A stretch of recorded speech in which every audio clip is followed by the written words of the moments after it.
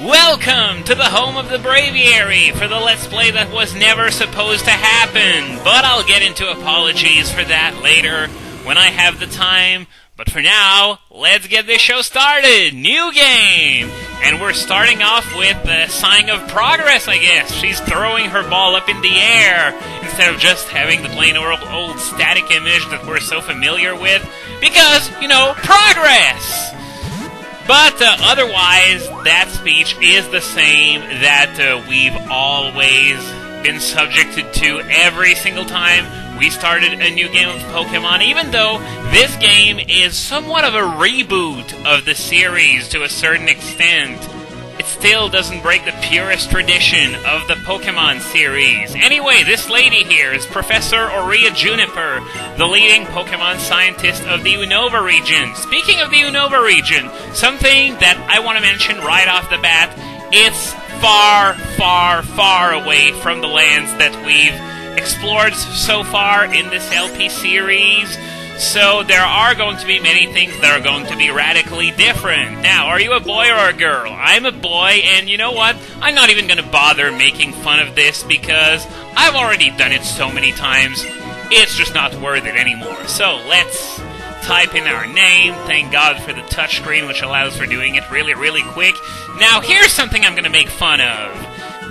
I'm going to introduce you to your two best friends, because, you know, they're your best friends, but you don't know them, so you have to be introduced to them. Screw that. Anyway, here we have Sharon, the smart and competent one, and here is Bianca. She works very hard, which is a polite word for saying, basically, she's an airhead. That's right, we have two rivals instead of one in this game, because progress! Now these characters they have the potential to be amazing characters. Unfortunately, they fell way short of their potential for reasons that we're going to get into later. But anyway, the three of us have been chosen to receive a special Pokémon. Go on a journey, go on an adventure, meet all kinds of people, defeat the evil team, get 8 gym badges, defeat the Elite Four and the champion, and, I guess, grow as a person, as she's saying. Anyway, summer. We start this game during summertime. Yes, that's right. This game introduces seasons, which is a mechanic that I'm going to get into later, once again, when I have the time. And just like in just about every previous LP I've done before, I'm saying that a lot, but the time is going to come where I'm going to cover everything. Don't worry. Anyway, this is the second floor of our house. Sharon, of course, being the straight-edge smart one, is on time. But, unfortunately, Bianca is missing. What's keeping Bianca? And, well, speaking of which, am I a little late again? Sorry. For some reason, I get the feeling that she's saying that a lot in her everyday life. Oh man, I love Sharon. He's got so many good one-liners at this point in the game. Okay, well, I wouldn't say exactly one-liners, but seriously, the way he disses Bianca is just, you know, magic. So anyways, you can see there's a gift box on the table. So I'm gonna get first pick since the box was delivered to my house. Why was it delivered to my house anyway? Oh well, it doesn't really matter. It would suck if you only had the choice between 1 or 2 starters, so I guess it was introduced as sort of a plot device. I want to meet the Pokemon right now? Well, how about you just stay here while I go? Nope, not gonna work. Where are you going? Okay, fine, but first, let me just check here. We have a Wii console. It has a Wii remote. Watch, in Gen 6, it's going to be a Wii U. Okay, so I wanted to know maybe if there was a way to know what game was in there, but I guess not.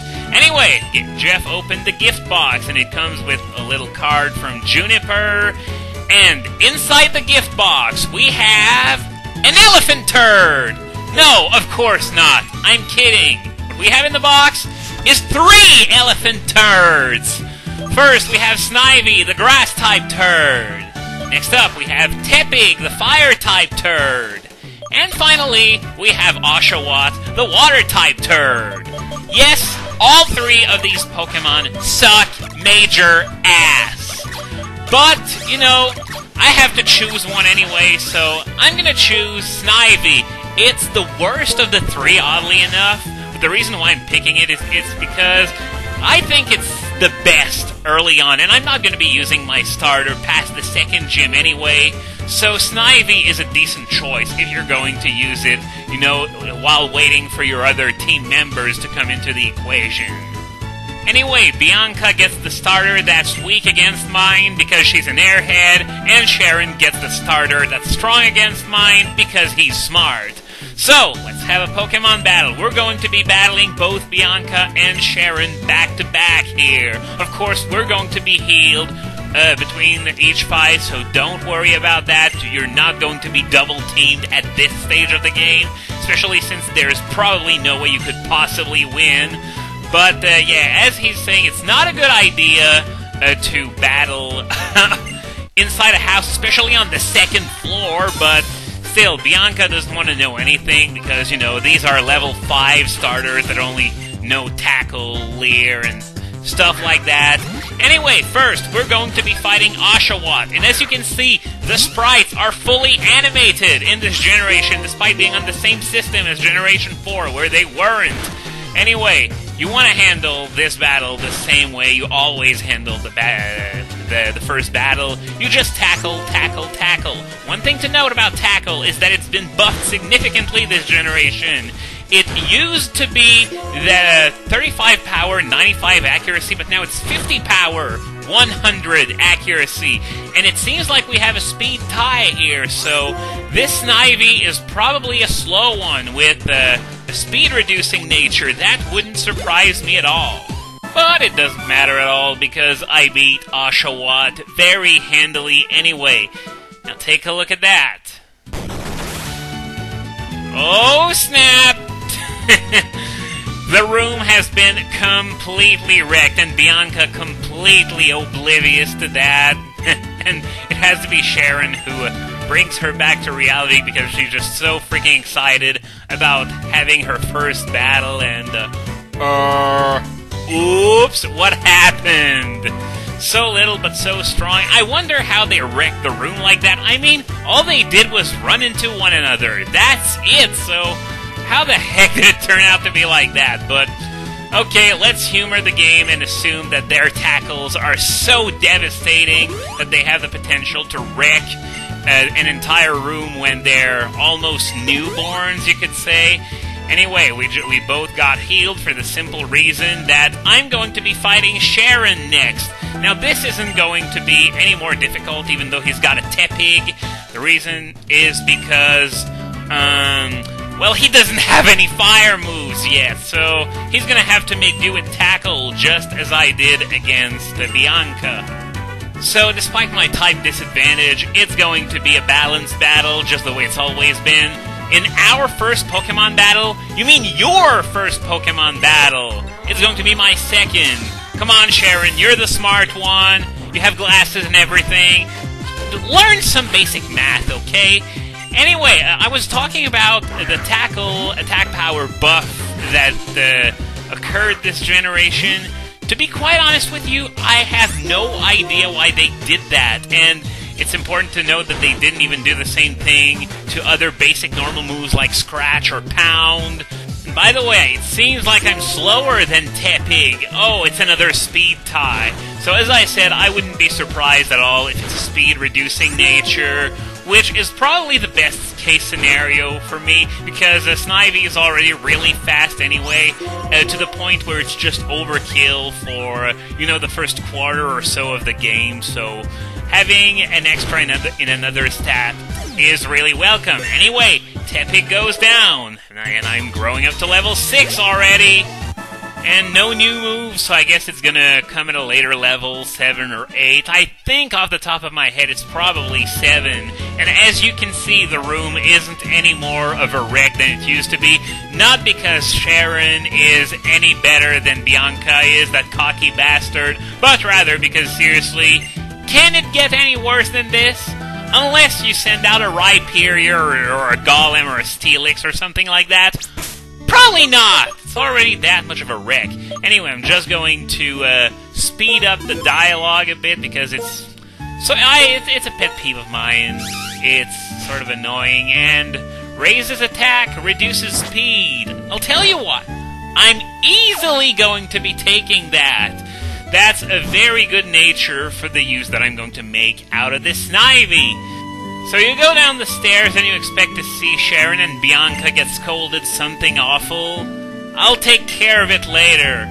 Man, she's the most permissive mom ever.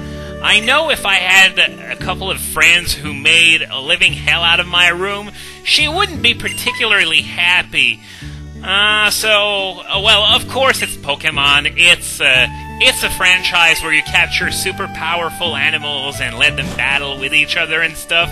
So realism really isn't something I should be looking for in these games. And I'm not getting scolded either, even though I'm the main culprit for getting this room all messed up because I fought both battles. The other two only fought one. Anyway, after a battle, you need to rest your Pokemon. So yeah, let's replenish our HP, just because we don't want to head out into Route 1 with an already injured Pokemon. That would be suicide.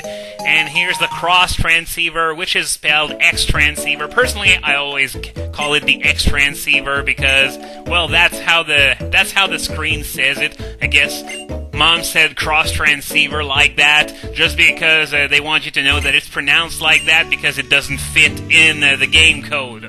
There's a limit of 12 letters. Anyway, on TV, there are a few shows that can tell you about all kinds of things, such as items.